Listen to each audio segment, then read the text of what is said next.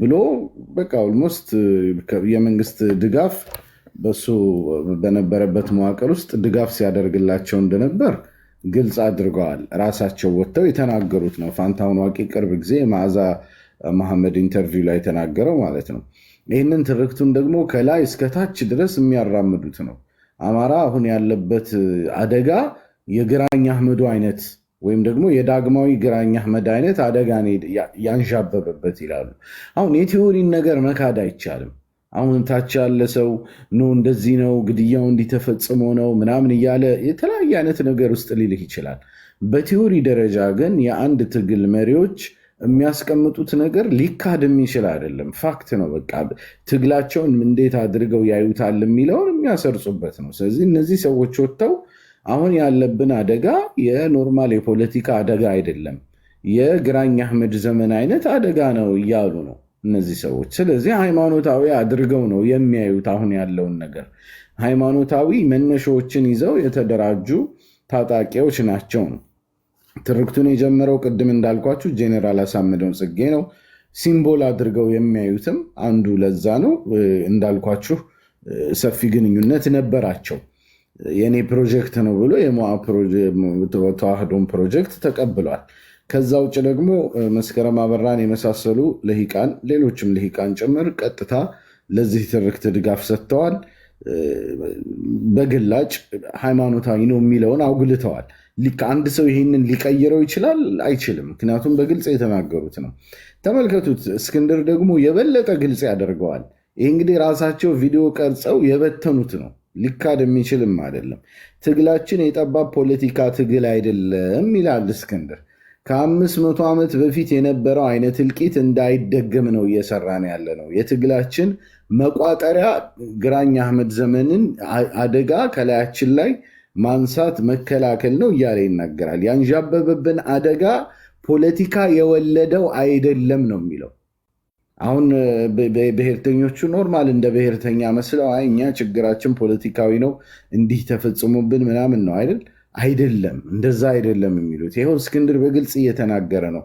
ያንዣበበብን አደጋ የመጣብን አደጋ የፖለቲካ የወለደው አደጋ አይደለም፣ የጠባብ ፖለቲካ አደጋ ሳይሆን የሃይማኖት አደጋ ነው እያለ ያለው። የግራኝ አይነት ዘመን አደጋ ነው እያለ እሺ፣ እንዴት አድርጎ ነው ቢነገር ነው ሰው የሚገባው? እኔ አንዳንዱ ሰው ኖ በፍጹም እንደዚህ አይደለም ይላል። እሺ በምን አማርኛ ነው ቢነገረው የሚገባው? ይህ እኮ ግልጽ አማርኛ ነው። ሰዎቹ መች ይደብቃሉ? አያለባብሱም። በግላጭ ነው የሚናገሩት። እስክንድር የገነገነ መንፈሳዊነትን ነው ይዞ ወደ ፋኖ የገባው። እሱም የግራኝ ዘመን እንዳይደገም እያለ እየተናገረ ነው። ይሄ ደግሞ የወታደሮችን ኢንዶክትሪኔት የሚያደርጉበት መንገድ ነው። ከሙስሊሙ ጋር የተቋሰለባቸውን ንግግሮች እስካሁንም ድረስ ይታወቃሉ። ሞጣ ላይ መስጊድ አቃጥለው የሃይማኖት መዝሙር ሲዘምሩ የነበሩ ወጣቶችን ቁጭት ስላለባቸው ስላንገበገባቸው ነው አይፈረድባቸውም አይነት ንግግር ብሎ ሙስሊሙ ጋር እንዴት እንደተቃወመ ይታወቃል። ለሙስሊሙ ያለው እይታ ጋዜጣው ላይ በኢትዮጵያ የሚኖሩ ሙስሊሞች የሚል አንድ ጊዜ ትርክት አውጥተው ነበር።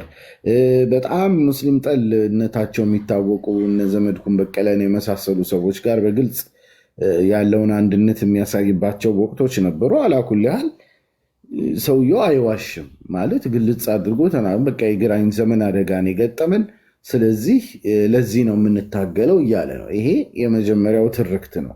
ምናልባት ወደ ሁለተኛው ትርክትም ገብቼ እዚሁ ላይ ተጨማሪ ንግግሮችን ባቀርብላችሁ ደስ ይለኛል። ሁለተኛው ትርክት ምንድን ነው?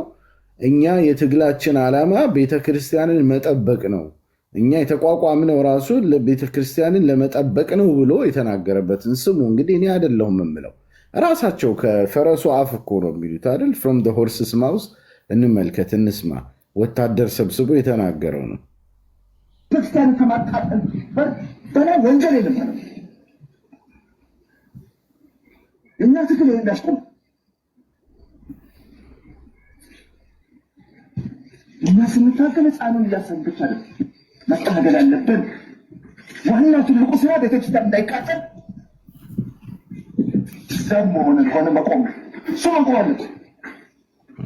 አለዚያ ያልጠረጠርነው ክር ያሰርነው ክር ዋጋ ያለው ውሸት የትም ቦታ ላይ ቤተክርስቲያን መቃጠል ቤተክርስቲያን ቦታ ቤተክርስቲያን ተቃጠለ መድረስ አለብን።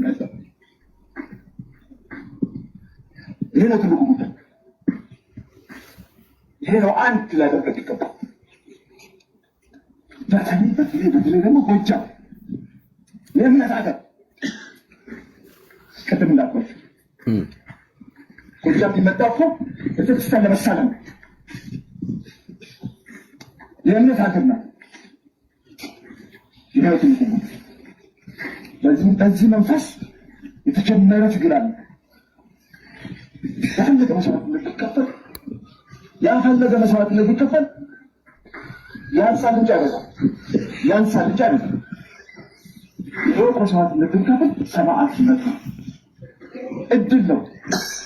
ቤተክርስቲያን ተቃጠለ ብለን ነው የምንታገል።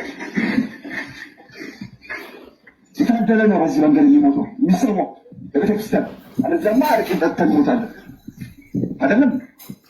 በታች ተቃጥሎ ነው የምንሞተው አይደለም።